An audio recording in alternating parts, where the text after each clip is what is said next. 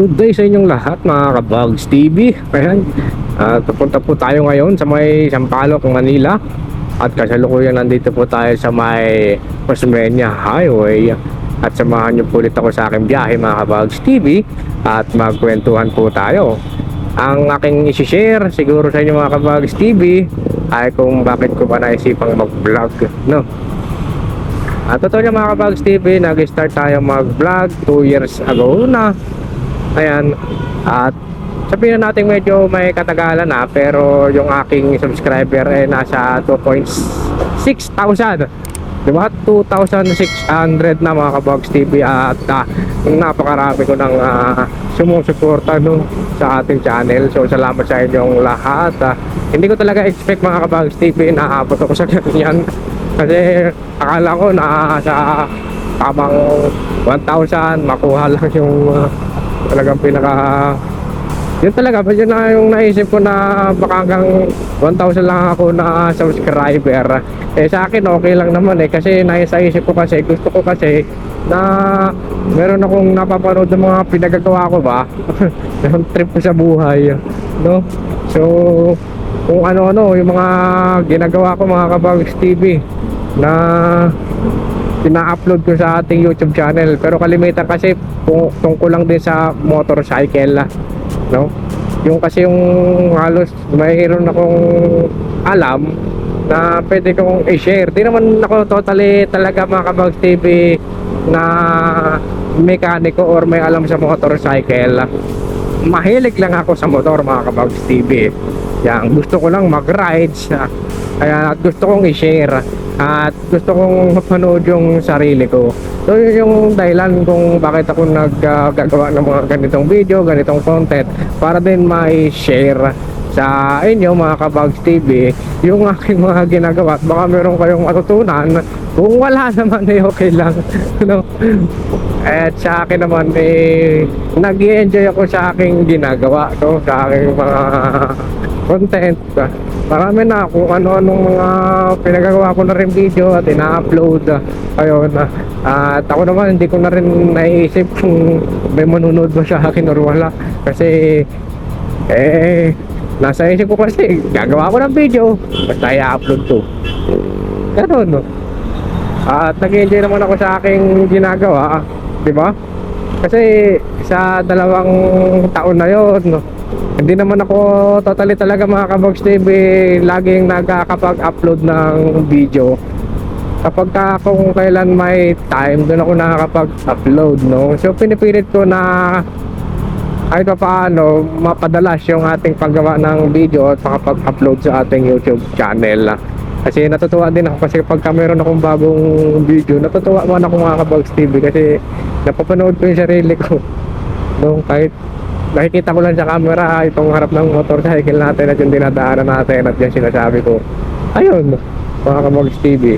So nakakatuwa kasi dati kasi bago ako mag-upload ng video, no, nitong content na to, kasi mahilig ako mag-edit ng mga videos mga ka-Vlogs TV, no?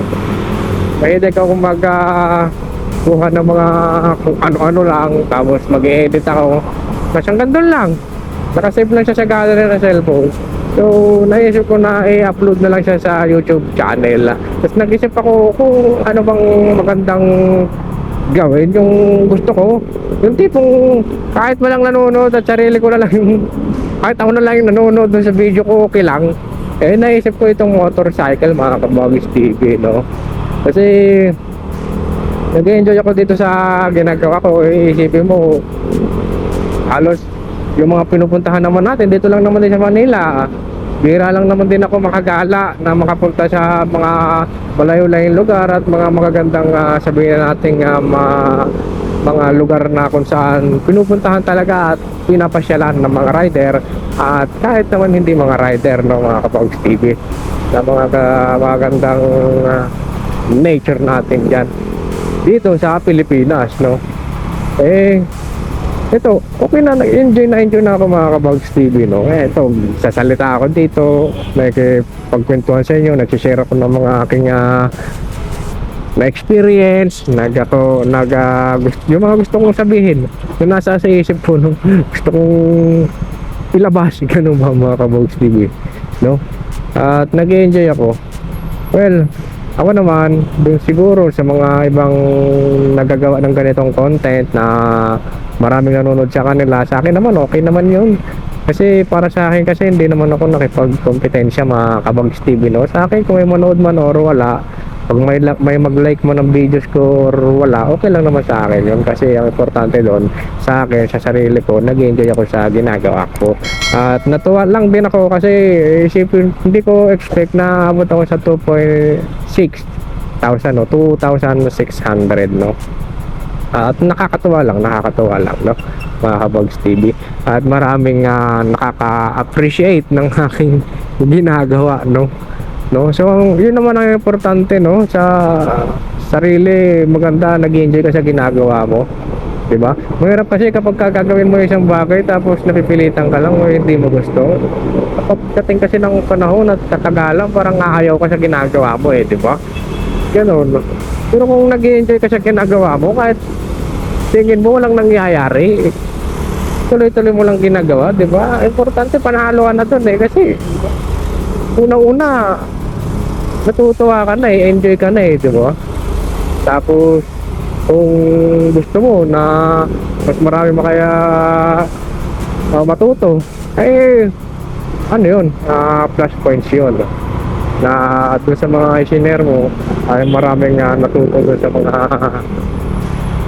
sinasabi, no? Ayun, sa mga Kabogs TV. At ayun, yun yung yung unang-una kong video mga Kabogs TV, yung nagawa ko ng video nung pumunta kami noon sa may Leyte, mga Kabogs TV. Ay, Leyte ba yun? Central Visayas yun mga Kabogs TV. Ayun, yung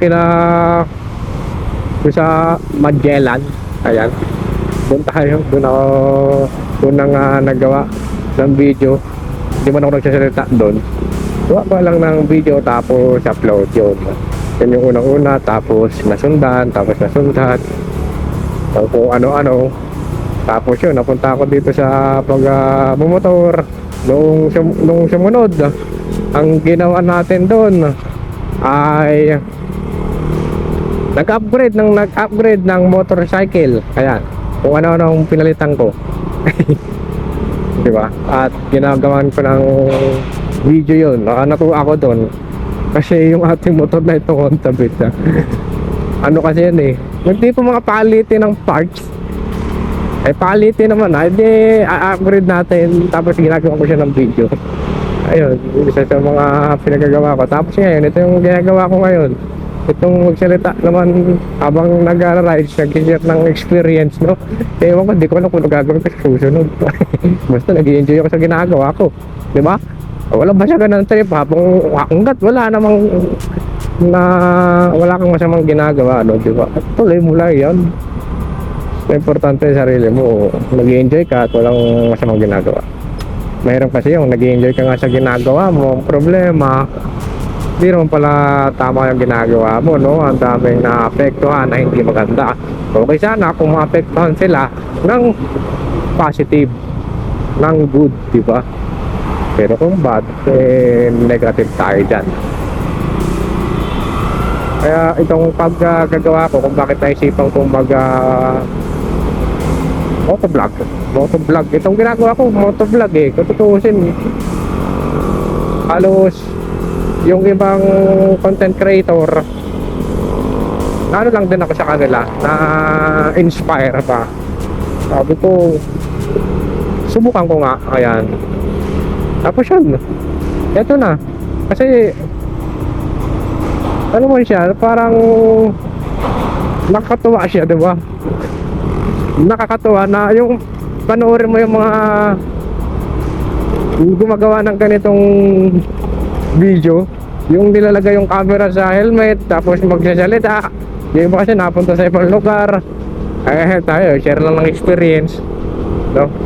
Wala mo tayong time para makapunta sa ibang lugar pero hindi tayong inaasikaso, tamay tayo, diba? Ayun, Nakakatuwa sila tingnan mga Kapogs TV, no? Wala lang, natutuwa lang ako kung panoorin sila. Kaya sabi ko, try ko nga. Try ko. Yung ginawa natin, pumunta tayo sa Green Hills. Bumili tayo doon na second hand na GoPro. Itong GoPro Hero 4. At trinay lang natin na kung ano ba, kung mag-enjoy ako, kung kahit kung nanonood pa lang ako masaya kung pinapanood ko sila, baka try ko naman kung baka masaya rin ako habang ginagawa ko yung pinapanood ko na yun, no? At nag-enjoy ako mga Kapogs TV, di ba? Isipin nyo yun, sa kahit ilang taon na at parang hindi naman ganun talagang ka-engage yung nangyayari sa aking YouTube channel, wala akong pakialam. Though kumita na tayo mga Kapogs TV, no, doon sa ating YouTube channel. Apo, nasa, I think nasa, ito sabihin ko na for transparency, gusto ko open lang nasa 12,000 na yung aking kinita dito sa YouTube channel. At nandoon pa siya sa loob ng ng account. Hindi ko man siya ni-withdraw. Opo. Nandun lang siya. Hinahayaan ko lang siya doon. Ewan ko ba. Hindi ko rin siya trip withdraw yun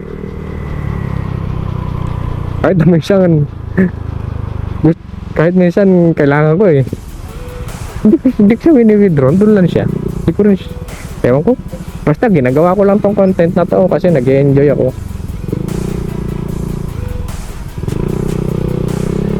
At yun naman ang importante. So ginagawa, kahit ano pa yan, kahit tingin ng iba parang wala kwenta, yung masaya ka sa ginagawa mo, tuloy mo lang, no?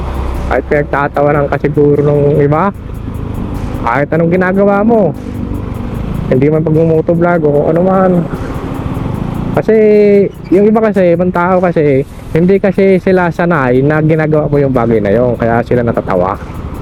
Pero kapag palagi mo na kasi ang ginagawa, kahit naman walang nangyayari doon sa ginagawa mo, basta masaya ka sa ginagawa mo, masanay man yung mga yan na ay hayaan ka ng mga yan, sunod niya, suportahan ka na yan, diba? Ganun lang. Kasi isipin mo yung mga taong yan nasa paligid, sa dami rin ng mga ginagawa na sa buhay, isipin ka nila araw-araw, diba? Isipin mo yun. Ewan ko lang sa ibang tao, round trip problemahin ang problema ng ibang tao. Malay ko dun sa kanila. Basta ikaw, gawin mo ako ng gusto mo. Sa una lang yan, sure siya, masasanay na rin sila. Kahit ko lang nangyayari na sa ginagawa mo. Halimbawa, ito lang, mag-open ka ng business, diba? Hindi sila sanay nag-business ka o ginagawa mo yan, di ba matawa? Pero kalaunan, pag palagi mo nang ginagawa yan, kahit wala pang nagiging progress doon sa negosyo mo, di ba? Sample lang yan mga Kapogs TV wala silang makakayaan ka na lang nila, kasi tutulungan ka na lang nila din di ba? Sample lang yan mga Kapogs TV. Hindi naman ako totally negosyante. Hindi naman tayo negosyante mga Kapogs TV. Ayun. Kahit na nagtatrabaho ka sa kung saan, di ba? Natuloy mo lang, wala kang masamang ginagawa. Kung may gusto kang makuha, gawin mo lang, di ba? Ako kasi itong pag-motovlog parang hindi ko alam, parang gusto kong gawin, try ko lang. Kasi masaya yung habang pinapanood ko sila, masaya try ko rin kung magiging masaya kapag ako naman yung gagawa ng ginagawa nila, di ba? At yun, di ko naman naisip ang panahon, 2 years na. Hindi naman ako ganun talaga nag-upload araw-araw, pero nag-enjoy ako sa ginagawa ko. Gusto mong i-share, di ba? Yun yung yun yung parang gusto mong mangyari, gusto mong i-share sa kanila yung na-experience mo, baka may matutunan sila, di ba? Yun basta importante wala kang masamang ginagawa. At nga pala mga Kabags TV, no, sa mga hindi pa pala nagsasubscribe dyan sa akin channel, ay subscribe na po kayo and click the notification bell for more upcoming videos po natin. So yan, so simula pa nung una hanggang ngayon na sumusuporta sa atin, nagpapasalamat ako sa inyong lahat. Tutuloy ko lang itong ginagawa natin kasi nag-enjoy ako dito. At dyan lang kayo, nood lang kayo at chill lang, kape-kape lang habang, di ba, habang pinapakinggan nyo ko dito na nagdadaldal nagsishare ng mga Kabags TV. Maging open lang tayo. So salamat mga Kabags TV. At hanggang dito na lang po muna. Salamat po.